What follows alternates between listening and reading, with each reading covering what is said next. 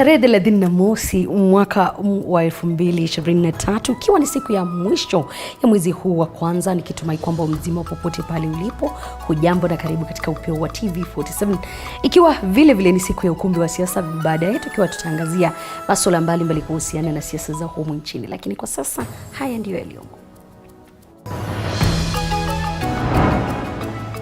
Rais mstaafu Uhuru Kenyatta wataka Wakenya kupuuzilia mbali semi kwamba upinzani unaandaa maandamano kupinga ulipaji wa ushuru. Malipo duni na marupurupu kwa polisi ndio changamoto kwa maafisa hao. Have they been given the facilities they require for them to perform efficiently? Those are among the issues that we are looking at.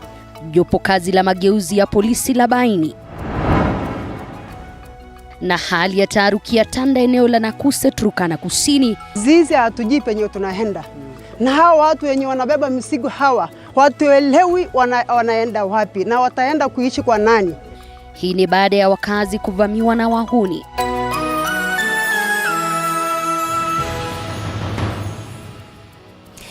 Jina langu ni Elizabeth Mutuko, kwenye meza ya lugha ishara yupo Catherine Simalowe. Unawasiliana nasi kwa 22047 mitandao ya kijamii @TV47 Kenya pale Facebook na ukurasa wetu wa Twitter. Ukurasa wangu binafsi _Liza. Kauli yako inakubalika. Jopo kazi la kuangazia mageuzi ya idara ya polisi limebaini kuwa swala la malipo duni na marupurupu kwa polisi linaathiri utendakazi wa polisi. Jopo kazi hilo linaloongozwa na aliyekuwa jaji mkuu David Maraga limekutana na maafisa wa magereza, kama anavyotuarifu mwanahabari wetu Moiga William. Jumanne, maafisa wa huduma ya magereza walifika mbele ya jopo kazi la kushughulikia mabadiliko mwafaka katika huduma na utendakazi wa polisi nchini. David Maraga, ambaye ni mwenyekiti wa jopo kazi hilo, aliongoza kupata mapendekezo kutoka kwa maafisa hao wa magereza. When you engage them one on one, they feel confident, you know, and we are telling them, look, if there are any matters you don't want to speak in the presence of your officers, we are giving them our emails to send them to us, because we want to know where the challenges are so that we can address them. Tayari jopo kazi hilo limetambua baadhi ya masuala ambayo yanawakwaza maafisa wa polisi, mojawapo likiwa marupurupu. No, they have raised several issues to do with the housing. They have raised issues of salary. They have raised issues of even transport, like the prisons. They are saying, look, the buses that the ones which were called moody hoppers, they are now old and dilapidated, and they are seeking to be given new buses. Jopo kazi hili liliteuliwa mwaka jana kutathmini vikwazo wanavyokumbana navyo maafisa wa polisi wakati utoaji huduma. Jopo hilo likilenga pia kuhusisha umma ili kupata maoni zaidi. Main thing is not just salaries and medical insurance or housing. Those are there and they are important. We are not saying they are not important. But the other very, very important issues that we are dealing with are the structures, are the operational facilities. Have they been given the facilities they require for them to perform efficiently? Jopo kazi hili linaloongozwa na Maraga litazungumza na washikadau mbalimbali ili kuboresha utendakazi wa polisi nchini Kenya. Moiga William, TV47, Nairobi. Asante sana Moiga William kwa taarifa hiyo. Chama cha madaktari nchini KMPDU kimeghadhabishwa na kifo cha mwanachama wao kutoka kaunti ya Machakos ambaye anadaiwa kujitia kitanzi kutokana na ukosefu wa ajira. Daktari Omoki Fred, ambaye hakuwa na ajira kwa zaidi ya miezi 8, anadaiwa kumwachia dadake barua akielezea kwa machungu changamoto alizokuwa akipitia akitafuta kazi. KMPDU imetishia kufanya mgomo ifikapo mwezi Machi iwapo serikali haitotilia maanani maslahi yao. Kulingana na chama hicho, madaktari chini ya 500 pekee wameajiriwa kazi tangu mwaka 2017, licha zaidi ya madaktari 900 kuhitimu kutoka vyuo vikuu mbalimbali nchini kila mwaka. It is sad to note that for the last 6 years, Kenya seems to have adopted a policy of training and dumping. As this happens, there is severe shortage of medical officers, pharmacists and dentists in the public hospitals, and our members are now forced to work long hours without annual leaves. They work long hours, which contravenes the 40 hours that is signed in the collective bargaining agreement. Patients also have to wait. They wait for days and they wait for hours for services that they would have received had we have these doctors employed. Chama hicho kinasema kuwa ni jambo la kushangaza kwa taifa kuwatekeleza madaktari ambao hutumia zaidi ya miaka 7 kuhitimu kwa kutumia mamilioni ya pesa kupata mafunzo hayo. Today, it takes at least 7 years to obtain a medical degree, including a 1-year compulsory internship. The cost of training a doctor ranges between 4 to 5 million. It is sad that a nation will spend so much on training its greatest minds into noble professions and leave them to toil and to suffer without any employment. Kwa sasa chama hicho kinaitaka serikali kutilia maanani maslahi ya madaktari na kuwaajiri wale wasio na kazi, la sivyo mgomo wa madaktari kote nchini ufanyike. Katika muda wa miaka 2, jumla ya madaktari 7 wamefariki kutokana na changamoto za kiakili, hasa msongo wa mawazo unaotokana na mazingira duni ya kufanyia kazi na hata wengine kukosa ajira. Zainab Mohamed, TV47. Namna hali ya taharuki imetanda eneo la Nakuse mjini Lodwar, kaunti ndogo ya Turkana Kusini baada ya wahalifu wanaodaiwa kutoka kaunti jirani ya Pokot Magharibi kuvamia kijiji hicho na kuteketeza nyumba kadhaa na madarasa ya shule za msingi ya Nakuse na Kaptir. Mwanahabari wetu wa Turkana Kitio Mika Konradhi na mengi zaidi.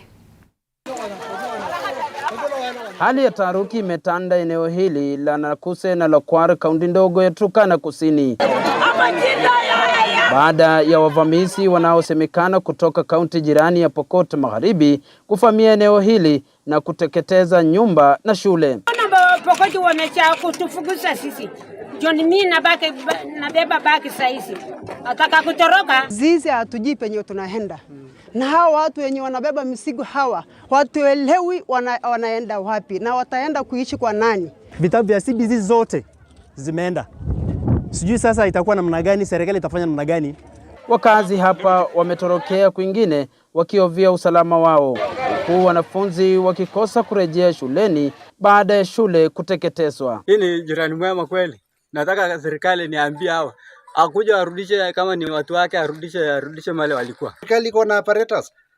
Sasa sisi tunaomba wakati huu tuambiwe, kwa sababu tumeomba, kuimba tumeimba tukilia. Sasa tungependa tu tuambiwe tujue hatima yetu. Wanafunzi hao watu ama watoto hao watu wanaendaga shule kweli? Kama wanaweza kuja kufanya mambo kama haya ya kuchoma shule, ya kupiga watu risasi, na pia wamechoma hata kijiji. Siku chache tu baada ya waziri wa usalama wa ndani Profesa Kithure Kindiki kuzuru kaunti hii, wakazi hapa wamemtaka kuzuru eneo hili tena ambalo kila mara kumekuwa na mashambulizi. Profesa Kindiki amekuwa juzi hapa Turkana. Badala kukuja mahali inaadhirika, anaenda mahali kuna amani at least. Na hapa kuna maneno mabaya machafu inafanyika na hata zinaendelea. Na mimi najua hata mahali yako anajua kuna kitu inaendelea Turkana South, especially Kaptir Ward. Hata hivyo, kamishna wa kaunti ya Turkana Jacob Wauma amewahakikishia wenyeji usalama wao na kusema maafisa zaidi wametumwa eneo hilo ili kukabiliana na wavamizi hao. Ninapozungumza saa hii, vikundi vyetu vyote vya GSU, kikosi cha ASTU, askari wako kwa pale na watakaa pale na hiyo kazi itafanya. Na tutafanya hiyo kazi bila huruma yoyote. Nikiripotia TV47 kutoka eneo la Nakuse, kaunti ndogo ya Turkana Kusini, mimi ni Kitio Mika Masai. Tukiondoka huko Turkana kwake Kitio Mika, tunarejea hapa jijini Nairobi na alikuwa aliyekuwa mwenyekiti wa tume huru ya uchaguzi na uratibu wa mipaka nchini IEBC Wafula Chebukati ametishia kuelekea mahakamani ama kumfikisha mahakamani kinara wa upinzani Raila Odinga kutokana na madai yake kwamba Chebukati alimtembelea nyumbani kwake. Kulingana Chebukati kupitia wakili wake Steve Ogola amemwandikia Raila akimtaka kutoa kanda ya video ya mkutano aliodai alidai ulifanyika kati yake na Chebukati kwa siku 7 zijazo, la usivyo afike mahakamani. Kulingana na Chebukati, matamshi ya Odinga aliyotoa katika uwanja wa Jacaranda siku ya Jumapili ni ya uongo na ya kumharibia jina tu. Odinga ambaye yupo nchini Nigeria kwa mwaliko wa kuzungumza kuhusu uchaguzi, alikemea matukio ya uchaguzi wa mwaka jana na kusema kuwa nchini ama taifa la Kenya linafaa kutumia uchaguzi usio wa dijitali. Technology. Either we adopt a reliable election technology, including voting machines, and generate a voter verifiable audit trail, so voters can confirm that their choices are being recorded accurately, or we go fully manual. That if we do not comprehensively and credibly address the issue of credibility of this election outcome last year, the virus will spread and affect the upcoming elections on the continent. More immediately, Kenyans may lose all faith and decide to boycott the future elections because they will believe their votes do not matter. Kenya has become a laboratory for bad election practices that others borrow around the continent. Bila shaka taarifa hiyo kwa undani utaipokea mwendo wa saa 3. Wazazi na wanafunzi wa grade ya 7 katika sekondari ya msingi wanaosoma katika shule za kibinafsi wanaitaka serikali kuwapa mgao sawa wa fedha kama wale wanaosoma katika shule za umma. Sharon Baranga ambaye ni mwanahabari wetu wa masuala ya elimu na mengi zaidi. Ni siku ya pili ya usajili wa wanafunzi wa gredi ya 7 wanaosoma chini ya mtaala wa CBC katika shule za sekondari ya msingi, ambapo shughuli ya usajili ilianza Jumatatu kote nchini. Lakini sasa wazazi wa wanafunzi wanaosoma katika shule za kibinafsi wanapendekeza serikali iwape fedha sawa na inavyowapa wanafunzi wanaosoma katika shule za umma. In public schools, capitation is particularly the pupils are actually given 15,000. That is the ministry gives 15,000 per pupil. It is not actually the case in the private schools, and we feel it is actually high time the government leveled that ground area, so that those also in private primary, schools are also able to benefit from the same, of course, gesture. Given that we are operating in the same economic environment. Currently, those who are sitting for KCP, the KIPSEA, the KCSE, whether they're in public or a private school, they don't pay registration fee.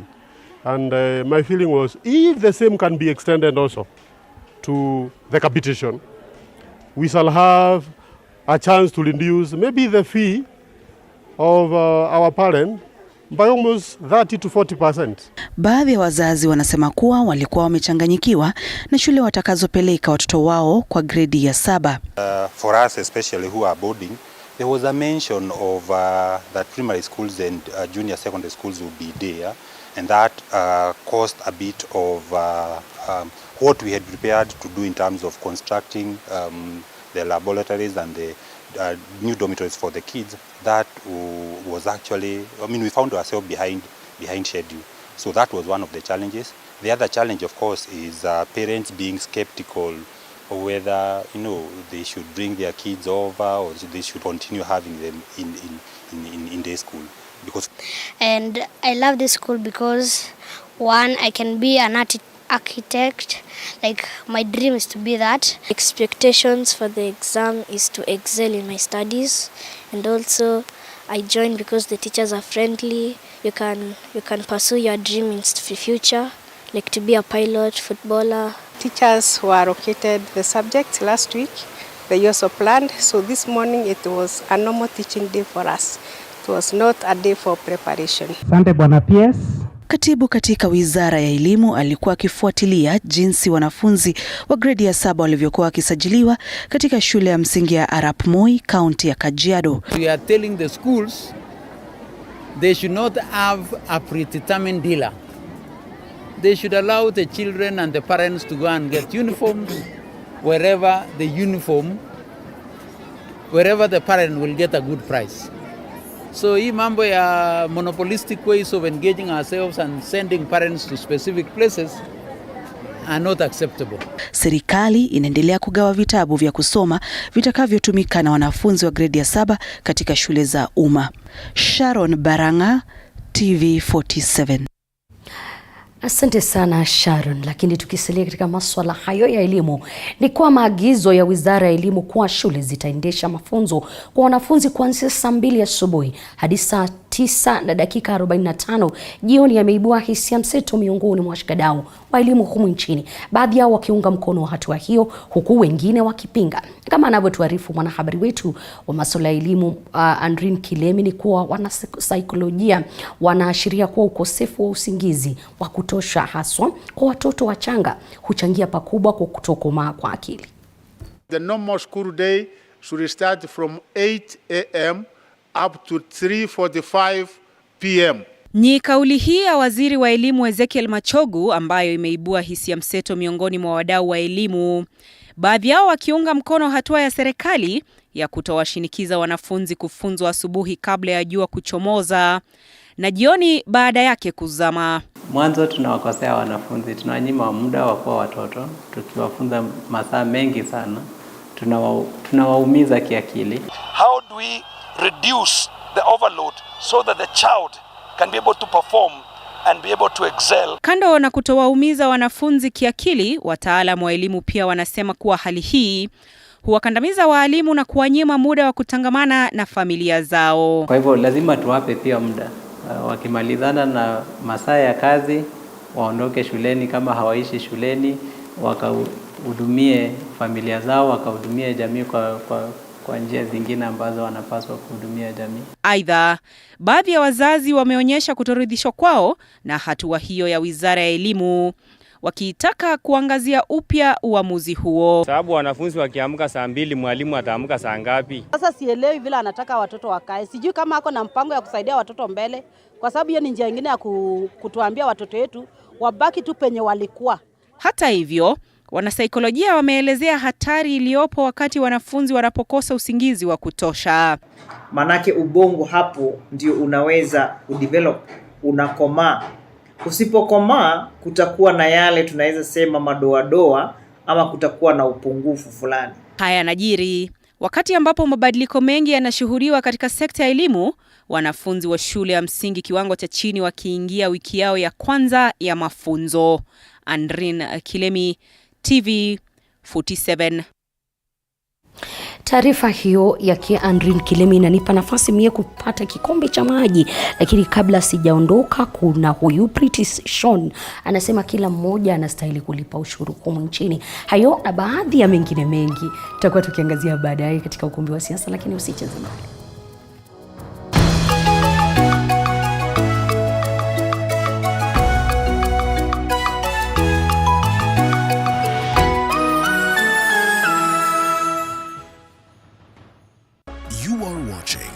TV47, the home of untold stories.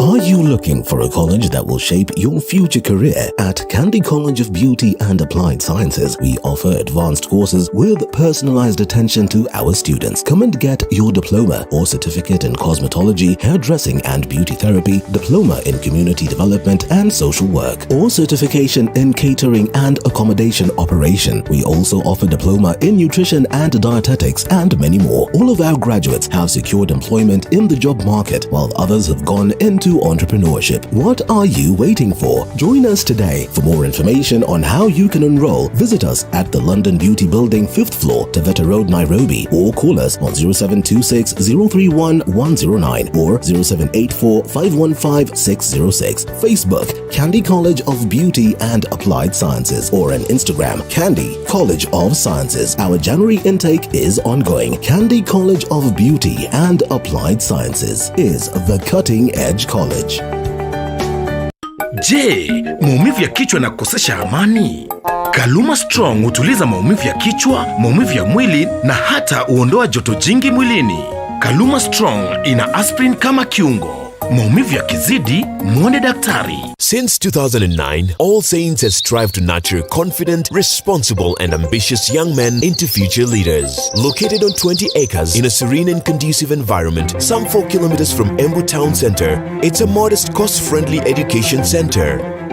We are proud of our strong heritage of opening minds, unlocking talents, and building leaders. We prepare young men for a life dedicated to leadership, achievement, and service to the world. All Saints Senior Boys Academy. We make the difference.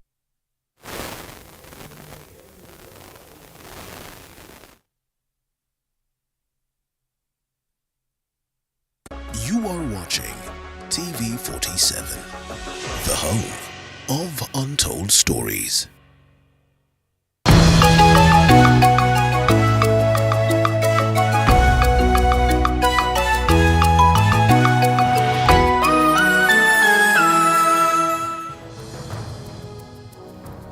Karibu tena mpenzi mtazamaji. Polisi katika kaunti ya Nakuru na washikadau wa uchukuzi wamezindua mpango wa kupunguza vifo na majeraha mabaya kutokana na ajali za barabarani kwa kuimarisha sheria, sera na hatua ambazo zimethibitishwa kuokoa maisha. Chichi Josephine na ukito wa habari hiyo.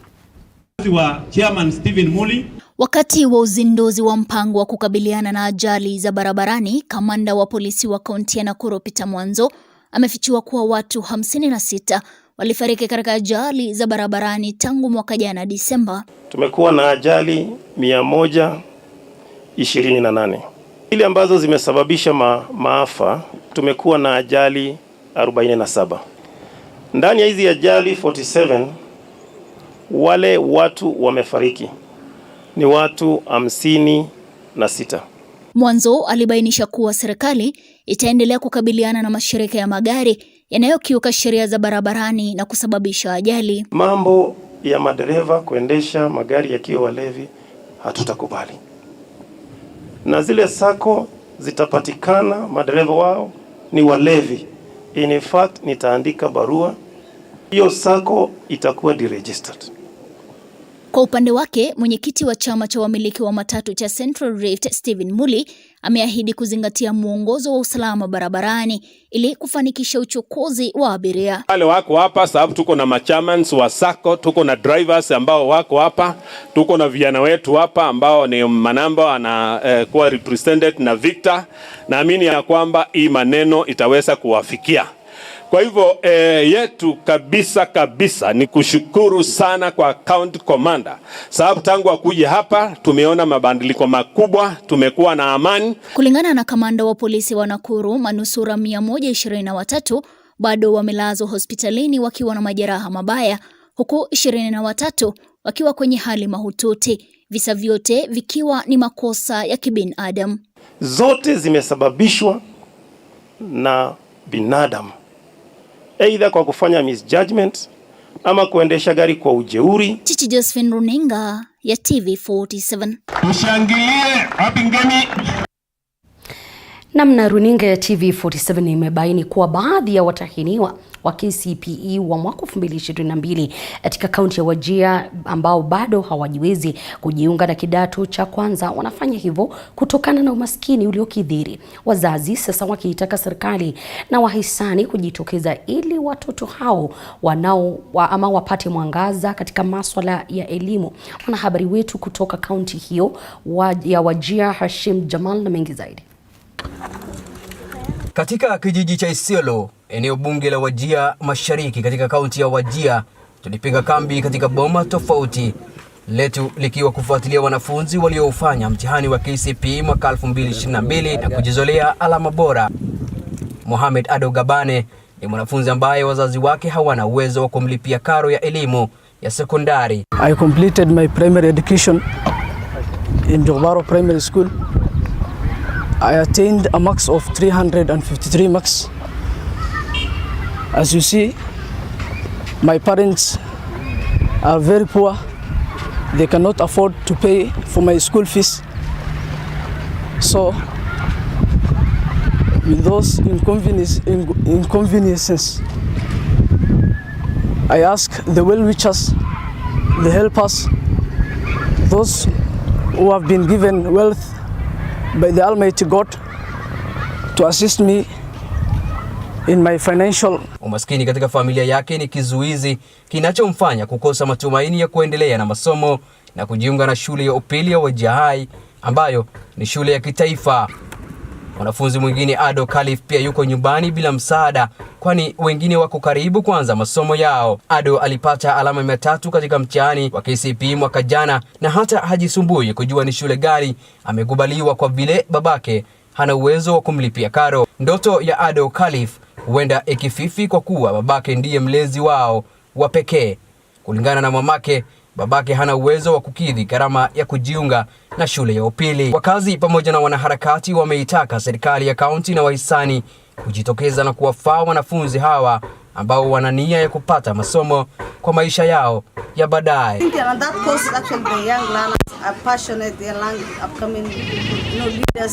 To lose hope and drop out of school. We have so many of them. The Almighty Allah can solve everything, but I think we have also individuals who at least can make it to help others. Nikiripotia runinga ya TV47, langu jina ni Hashim Jimal.